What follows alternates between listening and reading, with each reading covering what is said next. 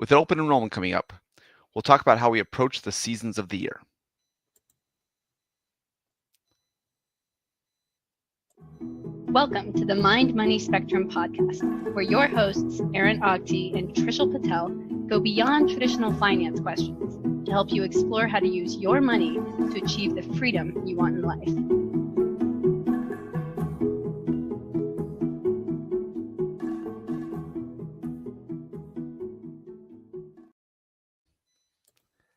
Hi, my name is Aaron Ogti. I'm a financial advisor in the Bay Area. I'm here with Trishul Patel, a wealth manager on the East Coast.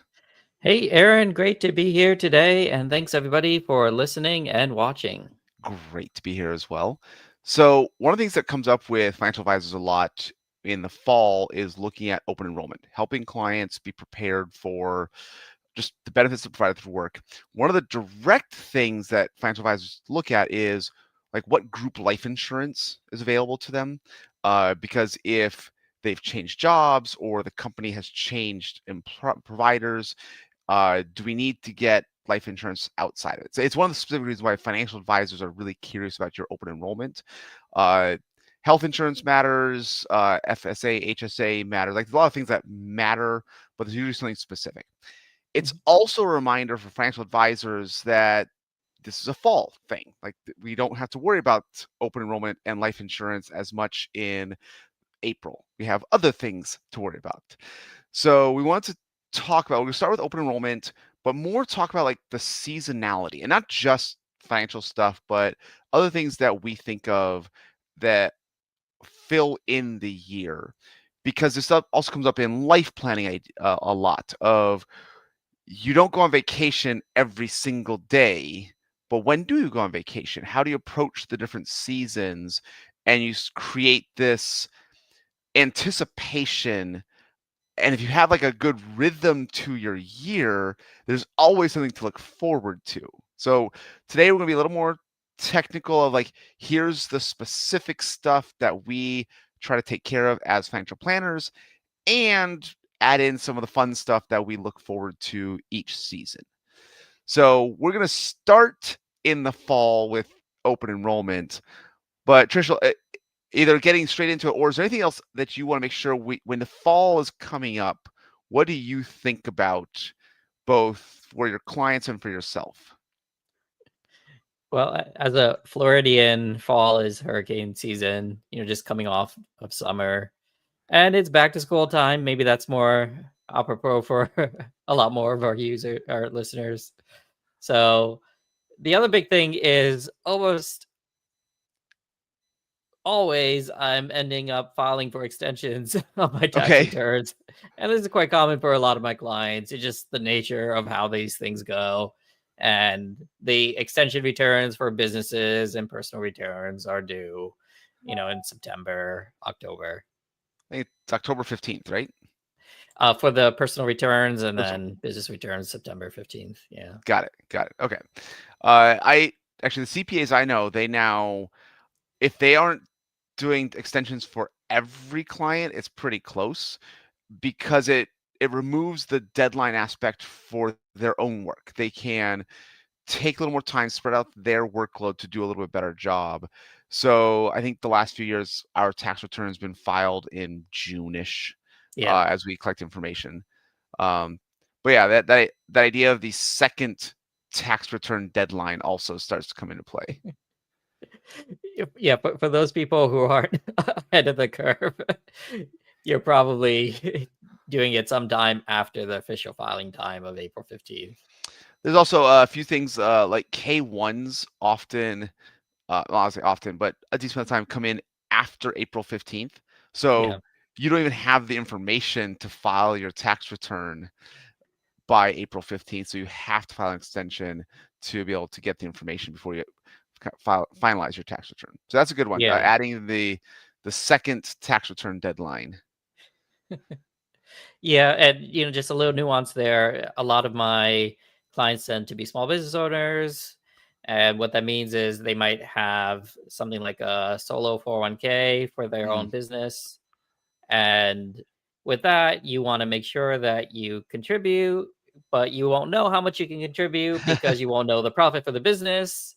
and those employee contributions end up on the personal return. So there's a dance back and forth between the two Mm.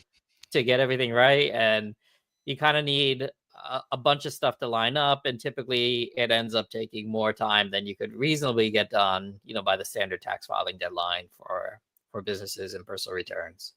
That is a good point. Of you need to know like what your business expenses were and your revenue before you Yeah, can even make that uh that the solo 401k contribution up to the business limit.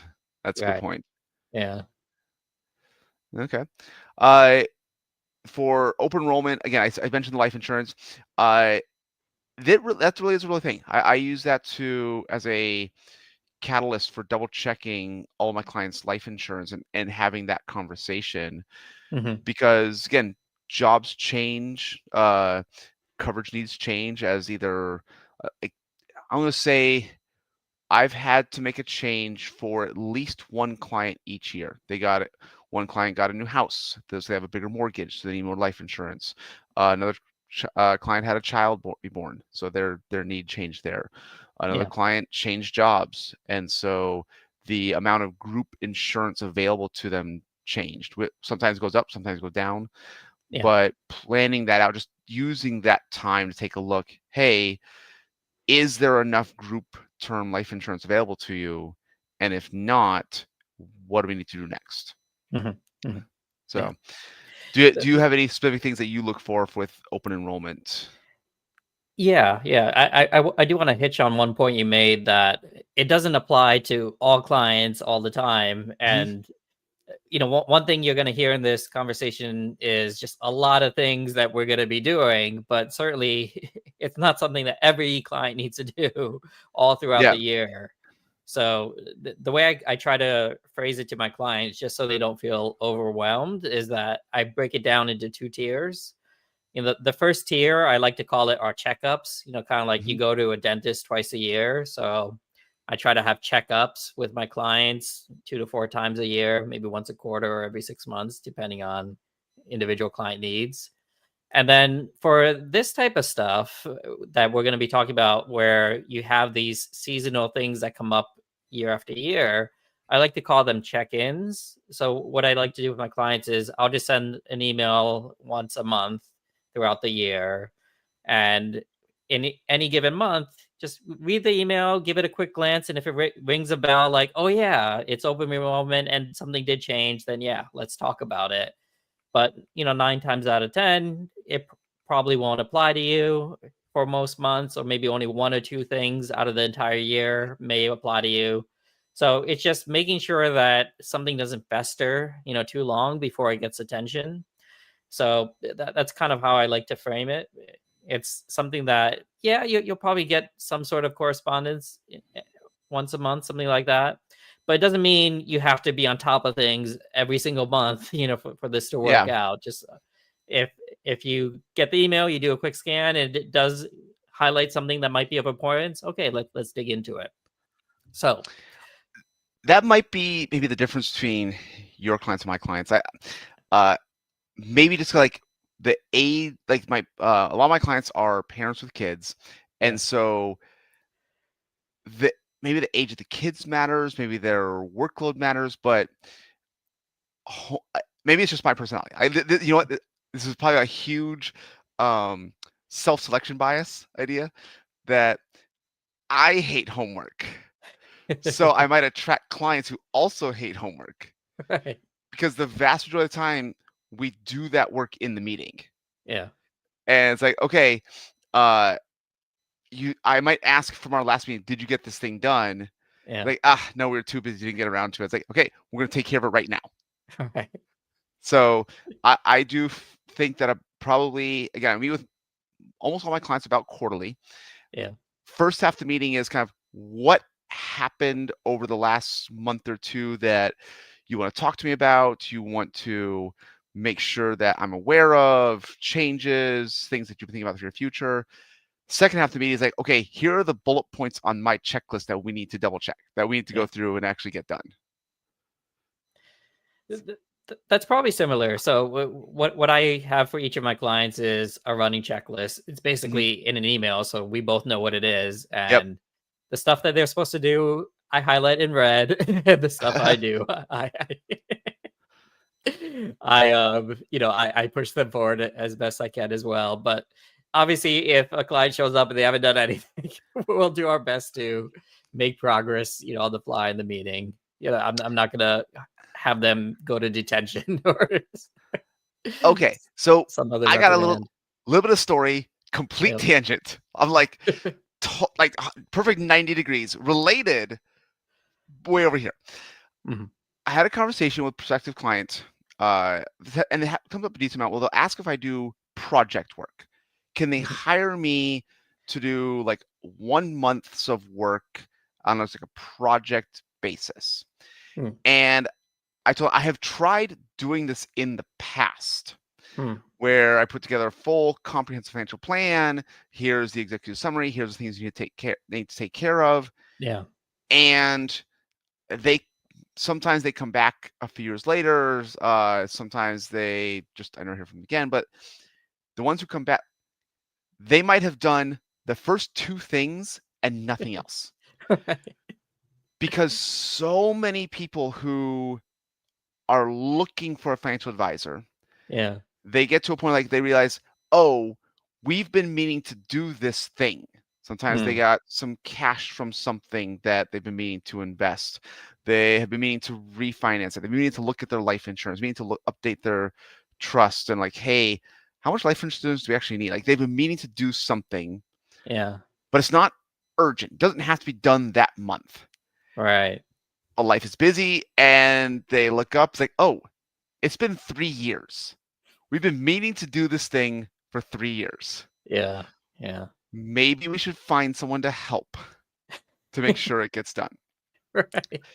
And same thing when it comes with financial planning. Here Yeah. are the checklists. You go down this list, you're going to be just fine. Yeah. Increase your 401k savings to this, save this much into a 529 plan, build up this cash reserve, make sure that you have this much life insurance for each spouse, maybe look at refinancing more. Like there's a checklist of things. Okay. Yeah. Yeah. That's like, I don't say generic, but like common financial planning before we get into things like small business owners setting up a retirement plan, Mhm. ISO exercise Right. for tech employees. And again, they'll do like one or two things and then life gets in the way. And so now the reason why I don't do those project basis is Yeah. when I have that checklist of stuff for clients, Yeah. I put the big long checklist at the bottom of the email. The top of Yeah. the email is like, you need to do this one thing. One Yeah. thing. Right. And there's a chance they'll have it done by our next meeting. If it's just one thing. If it's Yeah. say three, it's still gonna be one thing. Yeah. And that's a lot of what the really successful work with a financial planner is. Yeah. It's not making up the big checklist, which is important. Like there's Yeah. a lot of like math and calculations, projections involved. We like figuring out those numbers, but it's having someone that you have a relationship with that is just gonna kind of hold you accountable. Like, hey, did you do item number one on the checklist? No, that's okay. I understand life's busy. Let's go ahead and take care of it right now. And at Yeah. the end of the meeting, we have that part done. And we're gonna move on to item number two on the checklist. Yeah. And what happens is instead of that, oh, we should do this thing, and now it's been 3 years and like, we never got around to it. It's you do this thing, and 3 years later, you've compounded 12 things Yeah. that you have accomplished, and you're in so much better shape just by having that accountability partner of like one thing at a time, one thing at a time, one thing at a time, one thing at a time. Yeah. And the having the conversations with a trusted advisor help you kind of develop the priorities. It's the someone comes in like, you need life insurance. More like not doesn't have to be with me. I'm a family financial planner. Doesn't have to be with me. You need like another 1.5 million, 2 million in life insurance that your employer does not provide. This is Right. like item number one. Other things that might come up that I might just like, you have like 5 years worth of expenses in cash. Yeah. I in my mind, I hope that hasn't been sitting there for too many years. I wish it had been invested, but I don't understand that as a client because I want them to feel kind of that I'm supporting them and like I don't want them to feel bad about past mistakes because there's nothing we Right. do to change that. But our actions can moving forward, let's get that invested and start working for you. Like Yeah. there's usually those little things. So that's the tangent of why I no longer do project-based financial planning. And I do like keep that checklist so the clients are aware, Yeah. but my emails have here's the one thing that I need you to do.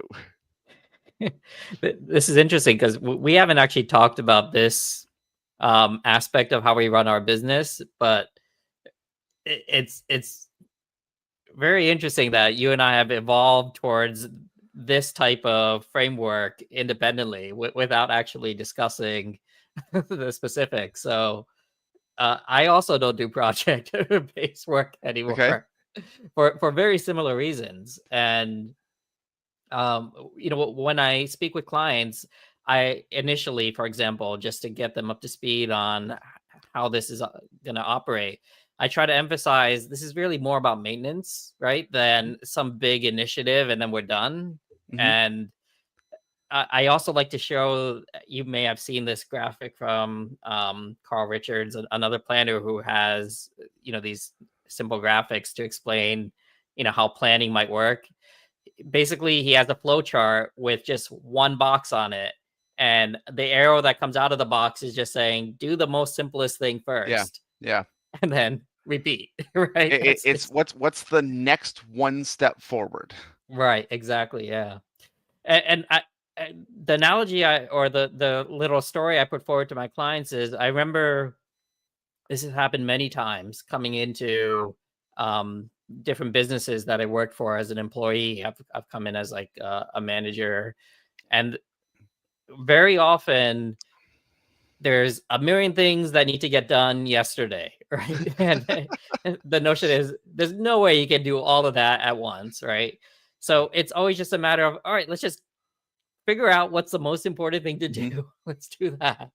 And let's do the next thing. And let's do the next thing. And then Yeah. over time, it all starts to come together. It really does, even though it seems overwhelming at first. So it's really about just picking things off, and over time you'll get there. And what you just mentioned, even about the task list, the way I kind of break it down is, I mentioned I have these 6 month checkups, and the goal for Mm-hmm. each 6 month iteration is, let's get something across the finish line that's tangible, right? Yeah. So for a given checkup, I say, here are the action items for the checkup, Yeah. right? for the next few months. And then the bigger list is below, where don't worry about it. We're just putting Yeah. it there so it doesn't get lost, but focus on this, and we're good. I have so many little stories. Like one of my clients, she had an old 401k, is pretty sizable, and like, okay, let's make sure that's invested correctly. Well, again, mostly equities. I think she had some bonds, but based on her age, we want to be more aggressive. And let's make sure the beneficiaries are your spouse and kids. Like that's Mhm. so easy to do. Takes 5 to 10 minutes in our meeting. Yeah. Okay, next, let's try and schedule a call. We'll call the 401k company and we'll roll that over to an IRA. Okay. Mhm. Like, okay, that call, like, looking at a schedule, like maybe next month. Okay, that meeting, like, we had to push that back. It stayed there for 2 years. But because we had spent the 10 minutes at the beginning, it was invested fine, had the correct beneficiaries. It was just fine.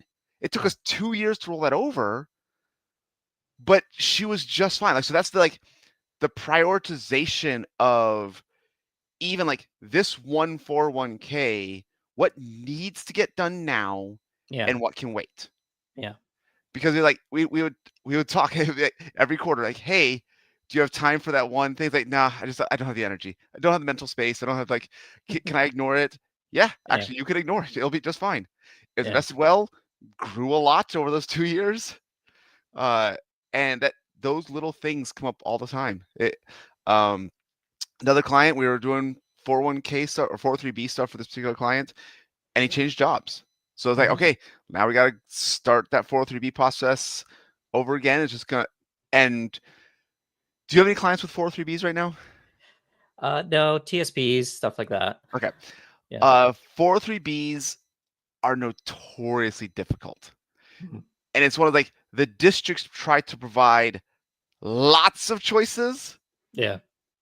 and ends up being like you have to coordinate with the district third-party administrator, the TPA, and the Yeah, custodian that you want. that's right. I do have a client who had that. Yeah. And I remember I had actually my mom. This would be 15 years ago. Yeah. We had to get her wet signature Hmm. sent to the TPA to get their wet signature, to get sent to the custodian to get their wet signature, back Yeah. to the TPA to get in the wet signature. Yeah. It failed 3 times. Oh, It took us like 2 years to like this is such unnecessary bureaucracy, you correct, know? correct. So 403Bs are notoriously difficult. And it's like clients start a new job. Like, okay, we're gonna try this. Nope, didn't work. It's okay. We're meeting again next month. We're gonna try it again. And I have on my checklist. We'll hope it's in place now when he gets his Yeah. next pay stub.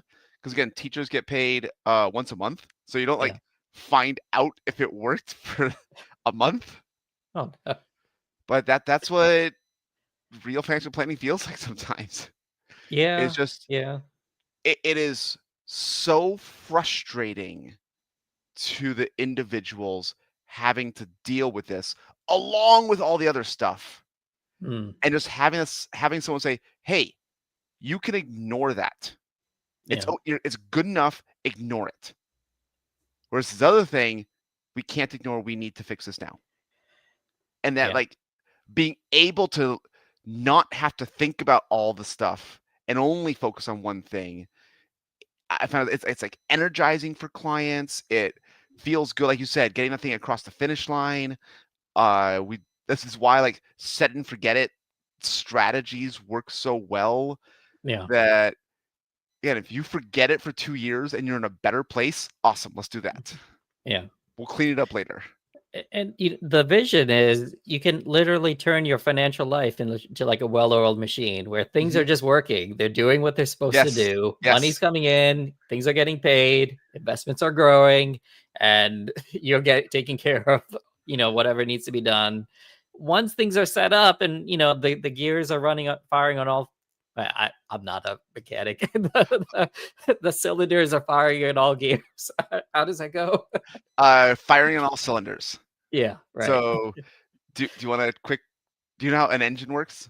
No, I kinda get it, but what's firing on all cylinders? The It's an engine. Yeah, it's you could have like a 6-cylinder engine, but sometimes they'll turn 2 cylinders off, and the Right. spark plugs and the timer get the timing, so you have 4 pistons going in sync.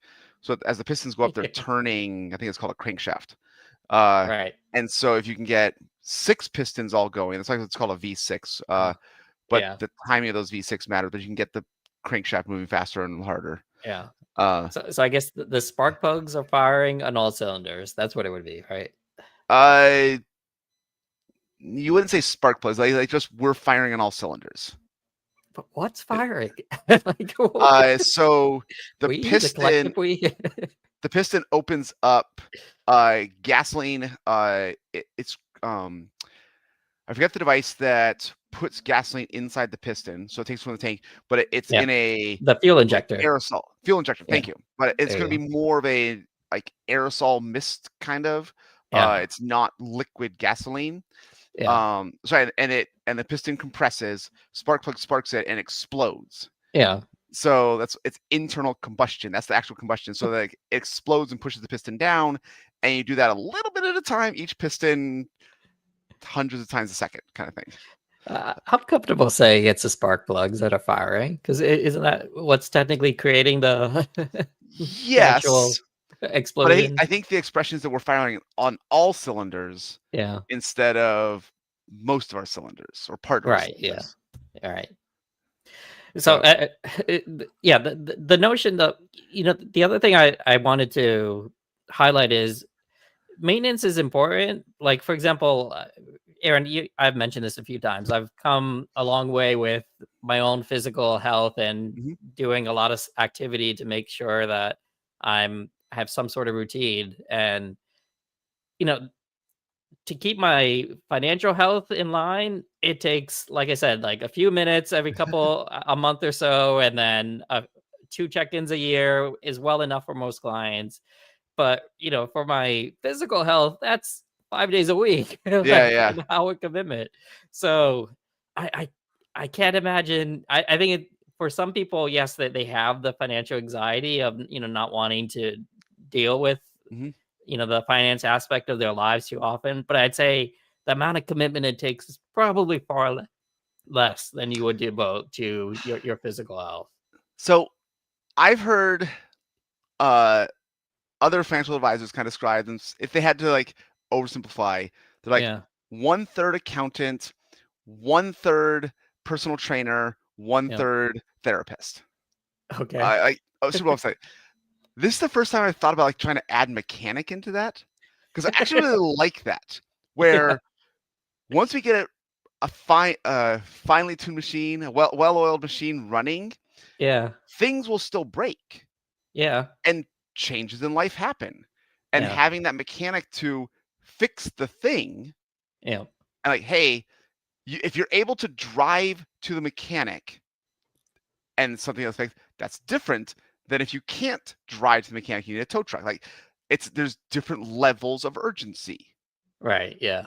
And if you had a mechanic doing a tune-up every quarter, Yeah. then less likely we need to have those tow truck issues, Right. and more likely that like we're just gonna have a small fix that we can do in that regular tune-up. So Yeah. like Yeah. getting the oil changed, which is super stuff like electric cars are like getting rid of oil changes, like maintenance is less frequent. Yeah. I'm starting to look at electric cars. I have no idea like what that means, but Brake pads. They need more brake pads. okay. Uh, so but having that like that tune-up idea where the mechanic's first job is just like get the car back on the road. Yeah. That's item number one. Then like, okay, hey, you should probably replace your tires sometime in the next 6 months. We should probably Mhm. your brake pads are fine for now, but they'll need to replace sometime in the next year. Yeah. You gotta get regular oil changes. You need gas a lot Mhm. more frequently. You need the correct gas for your car. The right octane. Yeah. Right, yeah. So I'm gonna try and figure out how, because also like if the mechanic's doing a lot of the hard work up front to get the car back on the road, you can kind of Yeah. see the like tapering off of time and energy from the mechanic's perspective where Yeah. Yeah. yeah, sometimes it does get easier, but if your car breaks down, you already know who you're taking the car to. And because if they know the history of your car, which is that's another like that personal relationship aspect, they can Mhm. either check the other things that might have been an issue, or they know, hey, these particular cars are known for this issue. I already have a replacement part ready. Uh, Yeah. so I want to try and think of how can I incorporate mechanic into that, like accountant, personal trainer, and therapist uh, analogy. Well, I think a good percentage of my clients are from the healthcare industry, so I've always used the checkups and check-ins Okay. notions. Like, you go to I mentioned the dentist, but like your Yeah. PCP, right? It's a lot better if you are proactive, right? And you catch things Your early and you do personal your care diagnostic physician. tests. What was that? Is it PCP? Is that your personal care physician? Primary care physician. Primary care physician. Okay.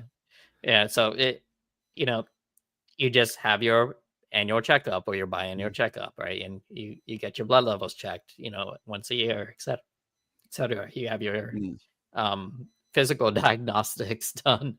And essentially, yeah, if you once you get things in check, then it's like a smooth running machine. Okay. Yeah. Okay. To get our conversation back on track. Okay, that was a bit of a detour. No, that was an apropos detour. It I wasn't. thank you for that. I appreciate it. I think it was relevant and entertaining for us. Sure. But uh, it's kind of a giving people an idea, like removing the curtains behind the scenes. Like here's what advisors actually think about why a lot of planners don't do projects. Mhm. Okay. Anything else in the fall that you think of that? Okay. I'm Yeah, right. so I have Check my my notes. calendar daily open up here, so I can just tie into some of those things as I'm in a sea of windows at the moment. All right. So, So one of my things for Netflix employees specifically, they have a very unique employee stock option plan. yep. For their SOP, you can choose how much of your income you will defer into uh, at the money non qualified 10-year options. Hmm. And you have to actually do this during an open enrollment period because it actually reduces your W-2 income.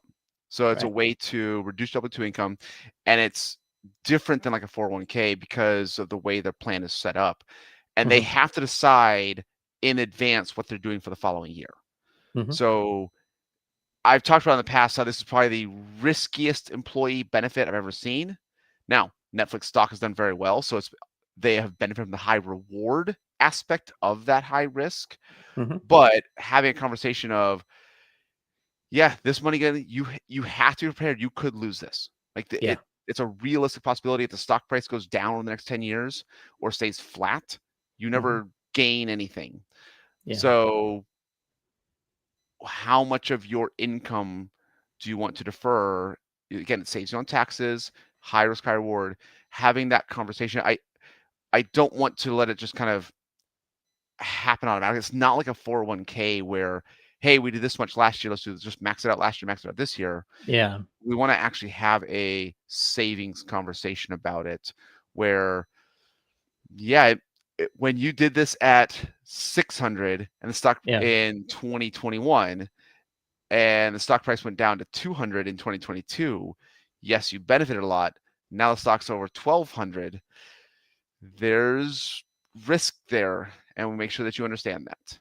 Hmm. Hmm. So that's one of the things that I see specifically. What about you? Yeah, so fall is also a time where there's some end of year deadlines to think about. So if you're going to be doing Roth conversions, you want to make sure those are geared up. If you're going to be doing some tax loss harvesting, you want to Hmm. make sure you're on the right side of those trades. And the other thing is sometimes clients come in with a large set of legacy positions that we want to over time kind of neutralized to a diversified portfolio. You know, if they're highly concentrated in a few different stocks, we know that um, it might be too much to do all at once. You'll just get too massive of a tax bill, you know, in any given year. So we might say, okay, let's break this up into a couple years. Hmm. And around Q4, you have some notion of what your overall and yearly income is going to be.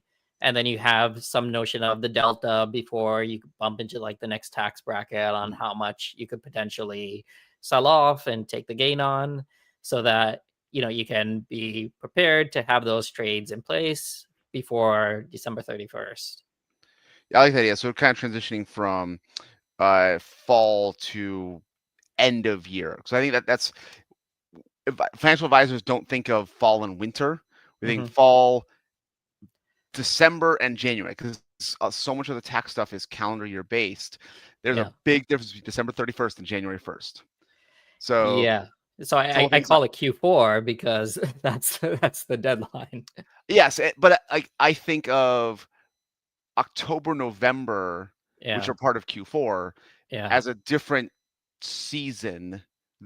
than December because Yeah. it's distinctly different work. Oh, the open enrollment stuff is different thought processes from December. So it's almost like you got a September, October, November season. So there's usually just Yeah. October, November because that's when vast majority of open enrollment periods are, and a December season. So that I do want to hitch on that because actually I found that December is not the ideal time to make new decisions. So what Uh, we ended up doing is we come up with a game plan by November, and then all else being equal, we'll execute. Yeah, we might execute in December, okay, that's but true. yeah, I think that's a good point. We probably talked out the strategy in advance, right. Like we but know what to do, and then we'll pull yeah, the trigger in December. first 2 weeks of December, we need to do some math. Yeah, Um, for those with incentive stock options, ISOs, especially at private companies, we'll probably look at your income for the year and right. what your AMT is projected to be. So we might be able to do ISO exercise without going into AMT. Mm-hmm. So there's a spread number there. But again, we have to have a good idea what your income for the year is. And we need a Right. CPA to do the math on both your taxable income and the AMT so we can project that ISO exercise. Again, private company most common because we can't sell any shares to either increase our regular taxes or provide the cash for that. So Mhm. more common private companies. Um, that you mentioned the marginal tax bracket for some of my retired clients doing Yeah. Roth conversions, especially if they are retired but not Yep. collecting Social Security. Right. We want to Exactly. get like make sure that your income's getting close to that 60K single, kind of maxing out that 10% tax bracket Yeah. each year. We don't want to see a 0-year tax because we can shift income from your pre-tax IRAs to your Roth IRA at a Mm-hmm. 10% marginal rate. That's going to save you down the road when Social Security starts coming in and RMDs start kicking in. So Yeah. that's That's also a big one though. RMD deadline December 31st. yeah. So I don't think I have any clients at age 75. I don't think I have any RMD clients yet. I do, and so that there's two ways we kind of go about it. One is if a client is relying on that RMD amount for like their income to supplement their lifestyle, then typically they just get a monthly paycheck from their RMD account. We set it up Mhm. so that it's like they have an income coming every Yeah. month. And typically we do the math so that you satisfy the RMD by December. But there's some situations where the client just doesn't need those funds, even though Mhm. they're forced to take it out, and in which case we might do it more as a lump sum. Okay. Yeah. Okay. Uh, I think that actually kind of goes into our um, next thing. Like you mentioned, next season was for me is basically January, like maybe Hmm. January, February. But it's now what is stuff we want to do early in the year. Yeah. Uh, Similar to what you talked about, how you try to set up those RMDs at the beginning of the year if they're Hmm. taken out systematically. You can actually, once you know the 1231 value and you know their age, you Yeah. can tell them what their RMD is going to be for that year, and you take Hmm. it out Yeah. monthly. So for those, Exactly. Yep. similarly for clients still working, we look at their 401k contributions. If we Hmm. want to max it out, it probably has gone up. We don't know the number is going to be yet, but we're guessing in 2026 it's going to be 24,000 or 24,500. Hmm. 2025 the limit was 23,500. So we want to make sure that we get that little tiny bump. If they've gotten a raise, they may not need to do anything, but sometimes we just want to bump it up 1% to make sure we max out their 401k for the year. And it's Yep. a lot easier if we do that in January and they don't even notice the difference on their take home pay Yeah. than trying to do like an extra big contribution later in the year. Yeah. So that's one of the first January things that I do is checking their 401k contributions. What Yeah, is so the we're talking about first quarter now, and the big things are essentially contributions, right? So your 401k, also your IRA contributions in Q1. So I've kind of two classes of clients. One class of clients, they want to be ahead of the curve and they want mm, to get their IRA contributions, close to January. That's me too. Just for, it's a new year, so just get the money to work sooner rather than later. If you know you're going to do it anyway. mhm, And so, we would work through the clients to make sure that crosses the finish line. And then there's some clients who, okay, they're on the other end where they have until April 15th to they got do to do their last year's their prior year contribution. Yeah. prior year contributions, which is fine too. But yeah, if the goal there is to also get those before April 15th, then Q1 is when we typically get those across the finish line. I can also see if they're close to that Roth contribution limit, can they make a Roth contribution, or do you have to do a backdoor Roth? I can kind of see that, where we don't want to leave money in after-tax IRA. I guess if you're just going to create work for yourself, you could do the all backdoor, that'd be fine. Yeah, that's kind of what I've learned over the years, because if you're going to be close, let's take the anxiety away. I'll just Yeah, do the backdoor off. yeah, Let's get over with, move on. And it allows you to get that money invested in January of the previous year, so you get one extra year of compounding. yeah, yeah. So I just see the same. Like when you said you had two flavors of clients, I knew exactly what you're talking about. It's like those who want to make the contribution as soon as possible, or Yeah. those like it's always a prior year contribution. Every Right. year, it's a prior year contribution.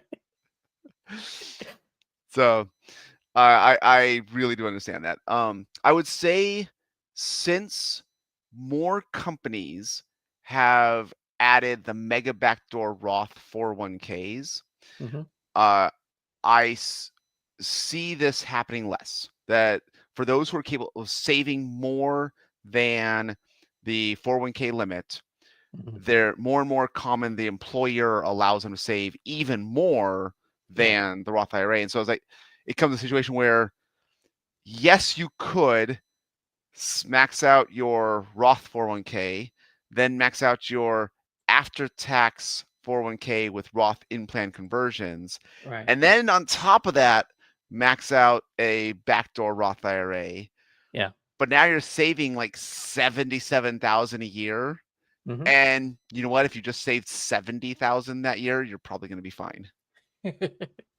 So it ends up happening, and not everyone's maxing out the mega backdoor Roth, but Yeah. it's I have needed to do fewer and fewer backdoor prior year contributions for Roth IRAs, just as the ability to save into 401ks gets bigger and bigger, and we might be saving the taxable accounts for other lifestyle stuff. Right. They want to buy a house, they want to fund an ADU, they just spend more on vacation, et cetera, et cetera. Yeah. So just a quick recap on some of those numbers. So essentially, if you have a 401k plan, or the 403b, or the Mhm. TSP, or whatever employer sponsored plan you're talking about, these are defined contribution plans, and the limit is for 2025 70,000, right? Yep. But most employers don't end up having their employees reach that limit based upon standard employee contributions and employer contributions. On the employee side, yeah, an employee can contribute 23,500 Mhm. for 2025, and an employer can do some sort of match. But you add Yeah. all that up, you most often don't get to the 70,000. And the mega backdoor Roth allows you to get that full 70,000 once you add everything up together. Yeah. Right. And they So, also have, and for then, those over 50, you have catch-up contributions, but actually, it still stays under that 70. So, like, even with catch-up yeah, contributions, you have to stay under the 70. You know but what? then Uh, does that sound? Does that sound right? I think it is. Yeah. Yeah. Catch-up contributions don't allow you to go to like 77. Yeah. So the catch up contributions are, if you're above 50, it's 7,500. And if you're age 60 to 63, it's 11,250.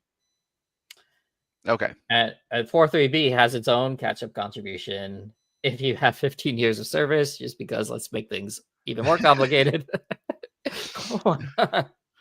Tax code's already 1,000 pages. What's 1,000 or 10,000 pages? Yeah. What's 10,001? It's an additional 3,000 catch up for 403B if you have 15 years of service. So anyway, so you have 70,000 on the defined contribution side. Plus, if you can squeeze in the mega backdoor Roth, then you could add another 7,000 or 8,000 if you're above 50. Yeah. Yeah. But double that if you have two spouses, then you're Yeah. talking about That's also pretty common, 150,000. where Yeah. it is easier. Like, if one spouse has a mega backdoor Roth and the other doesn't, Mm-hmm. Instead of like the second spouse doing a mega backdoor or doing a backdoor Roth IRA, the first spouse just increases their mega backdoor Roth by 7K. Yeah. And as long as we're Assuming targeting you don't an max it appropriate, out. Yeah. yeah, yeah. Yeah. So again, this is where like savings rate matters. Like, depending on your income, I want to do a quick if we had in that situation, we need 70 plus 24 at a 15% savings rate. They need an income of like 630. So it is unusual. Most of my clients, their household incomes below 500. If they're saving 20%, yeah, there's like 100K. So I guess maybe we get close. Like maybe they're only saving 18 or 19% for retirement specifically. Yeah. The last couple of percent can go into a taxable account.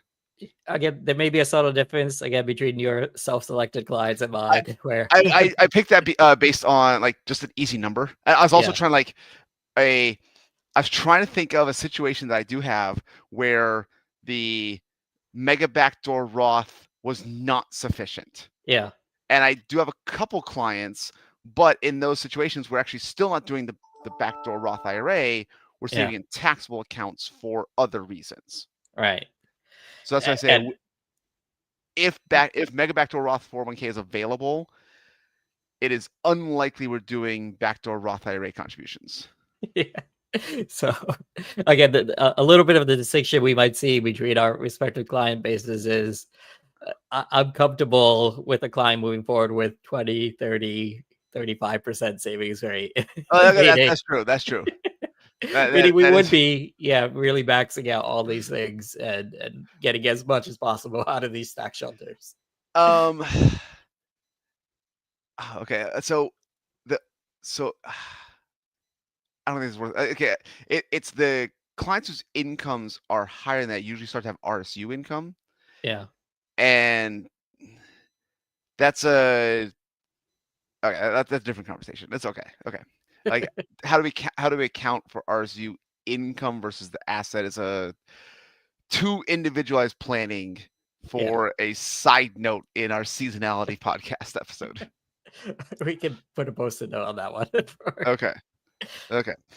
Where are we? Q2? Or No, no, no, we're no. Q1. I had one other thing Okay. for beginning of the year. Okay. So I mentioned we do the ISO exercise for end of the year in private companies.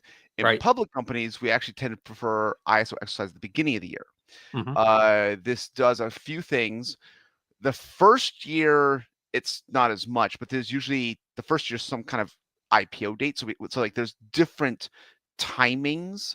But if you have ISOs that you have not yet exercised, the company has gone public, and whether it's due to AMT, exercise cost, or just like you're just waiting on these to see what happens, exercise in the beginning of the year allows you to start your 12-month clock so that they become long-term at the beginning of the year next year. So estimated payments aside, that's a different conversation, again, individualized. Theoretically, you could exercise ISOs. If you owe AMT or any taxes based on that exercise, you can sell them the following year before your tax bill is due. So you can get long-term capital gains, get preferential tax rates, generate the cash to cover its own tax bill. Because with ISOs, there's no withholding requirements. Again, estimated payments aside, then that's an underpayment penalty is a different issue. But ISOs, there's no withholding requirements on the ISO exercise the way there are for NSOs.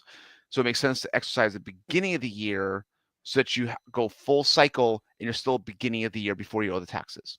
It also tends to create the cash that you can use to exercise the ISOs for the next year. Right. And so it's like a ladder.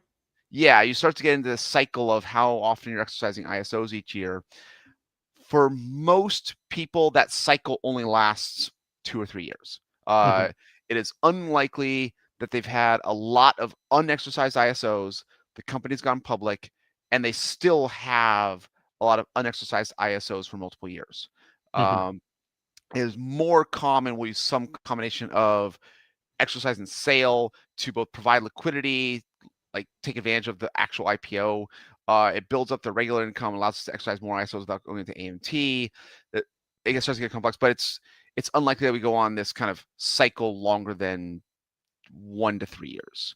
But it's the same idea of we are more likely to look for unexercised ISOs at the beginning of the year, especially January, than we are April. Like it would be really annoying to like get an AMT bill that you have to pay by April 15th, but you can't sell the shares until a trading window on like April 30th. Right. And that brings up the other thing. Trading windows also apply.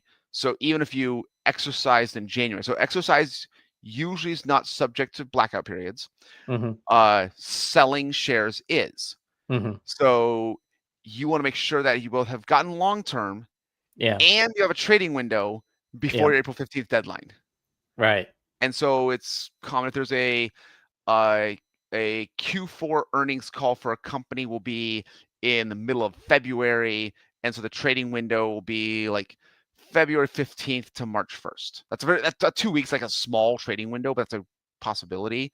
You want to make sure that your ISOs have been exercised for 1 full year before we get to that trading window again. Yeah. And a lot of times, if the IPO happened 1 year in the middle of the year, you don't exactly know when the like earnings call cycle is. Yeah. You also might start to get to like RSU vesting, where if it's a February schedule, like, and that's pretty common, like February, May, August, November. Yeah. Again, if you have ISOs that maybe don't vest until February, you want to like vest like exercises so they vest in February, and then they will be again satisfy that cycle, open the trading window, and all before April 15th. So it's like Yeah. beginning of the year, lots of equity comp planning issues setting up for the following year.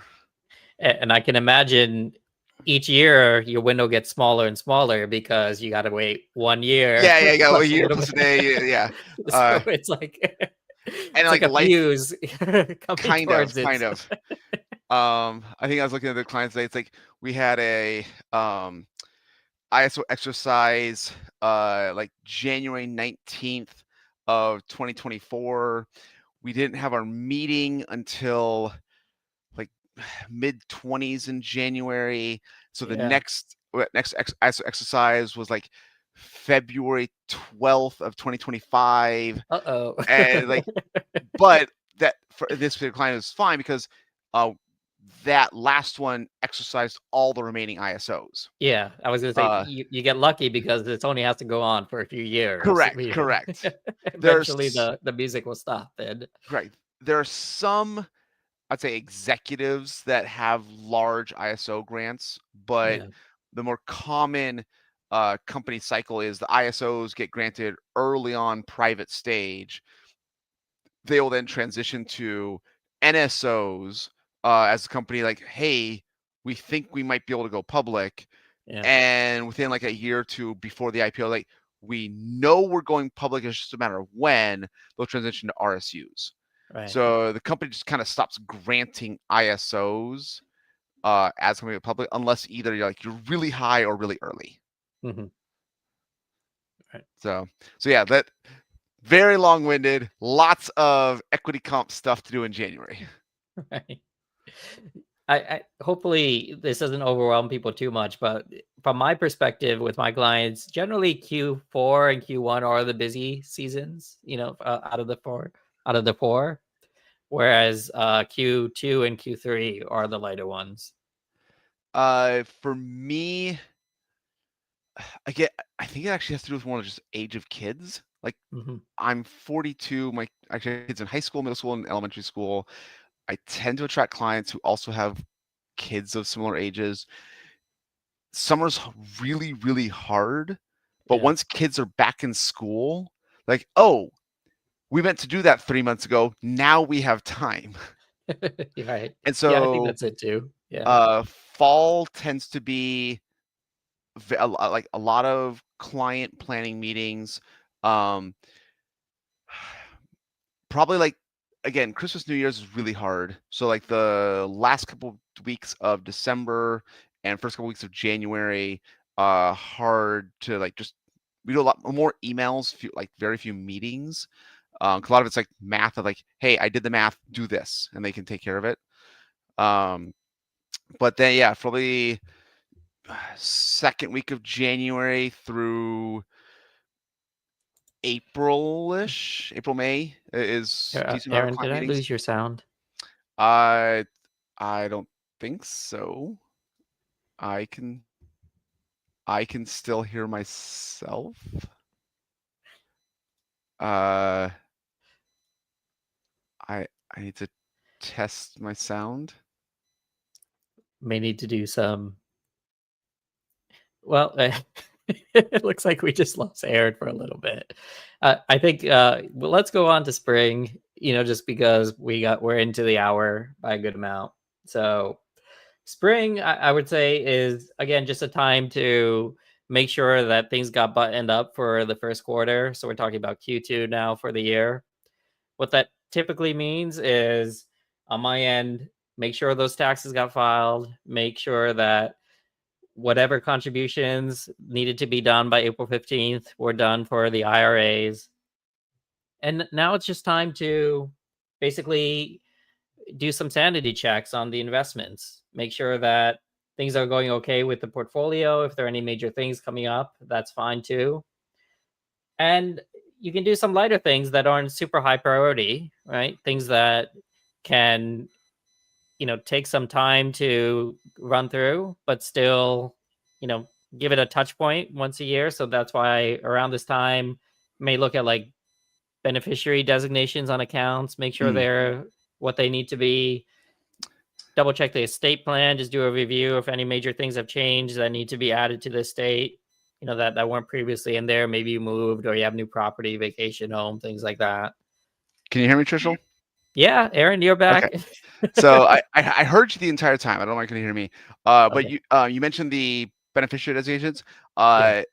That is really important. And when I check the 401k contributions Hmm. at January to get like that like lined up for the year, that's also when I check beneficiaries. Yep. Yeah. So, Aaron, I was basically talking about Q2 now, Mhm. spring-ish time. Hopefully, returns are done, and there's some more time to reflect on, less time-sensitive issues, but things that still might need a certain checkpoint every now and then, like once a year. I do see, I guess for me, helping out CPAs tends to come in play where it's very time intensive for CPAs and tax preparers. So one of the things that I'll do is I can provide a detailed, organized spreadsheet of stock transactions. So like different equity comp styles, ISOs, NSOs, RSUs.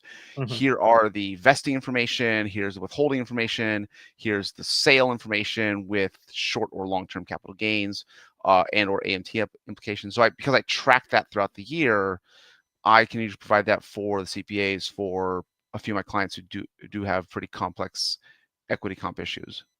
Hmm. So that's it. That's usually one of my big spring things. Yeah. So hopefully around this time, for if you're ahead of the curve, maybe you got your taxes filed. In which case, you're more than welcome to pass them my way, where I would do some preliminary tax Yeah. planning.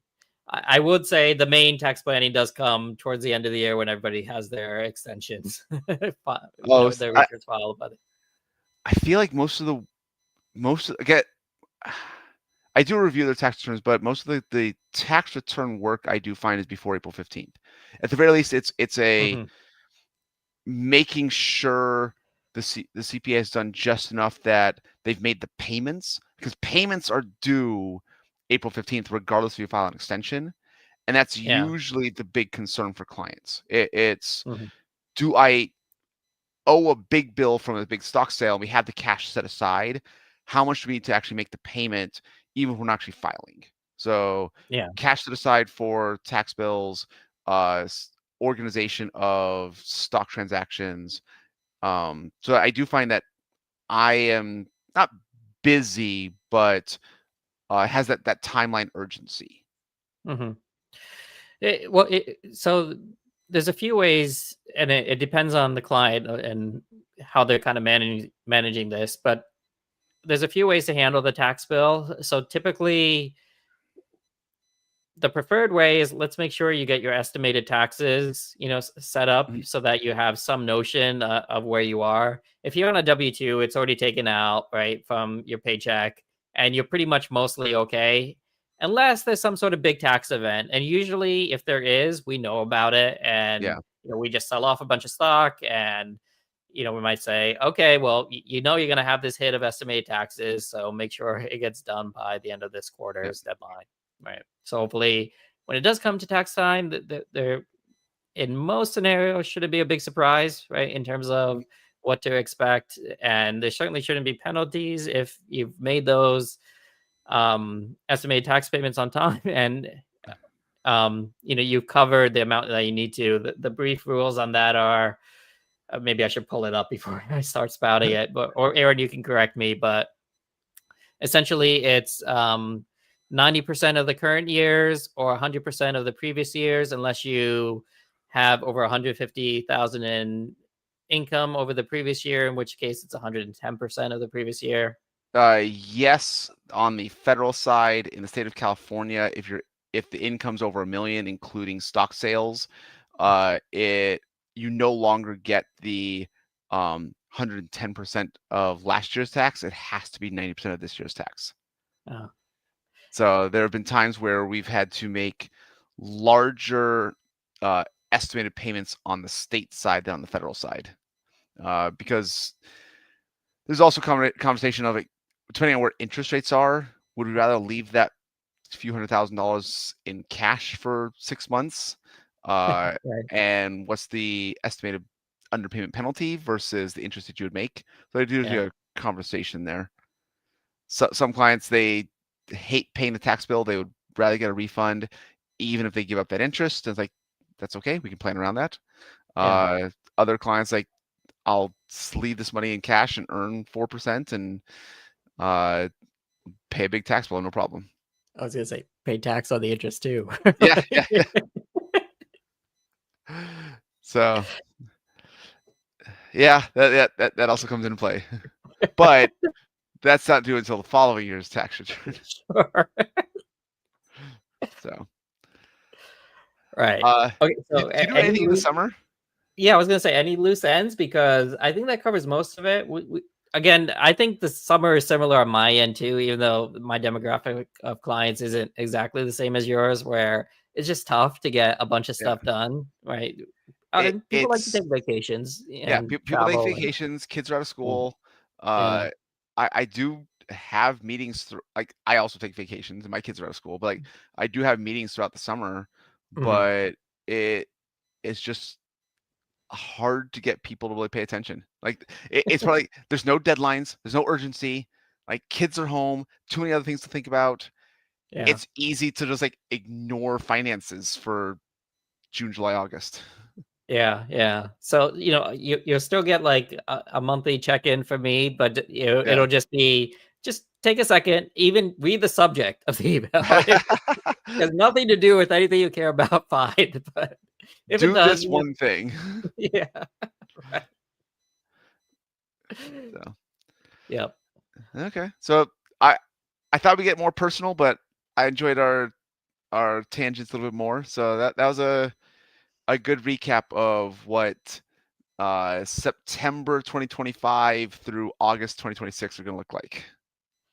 All right. Yep. Good stuff, Aaron. Hopefully it wasn't meant to be overwhelming, but just provide some insight on how all this stuff gets managed over the course of a year. And believe me, it's not so bad.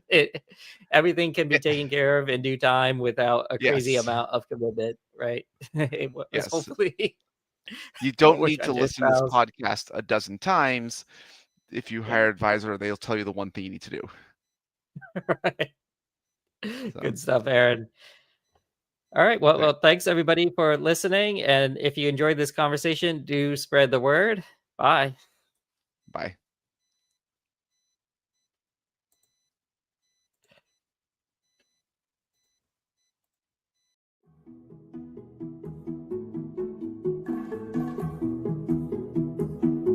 We appreciate you joining us today for this episode of the Mind Money Spectrum podcast.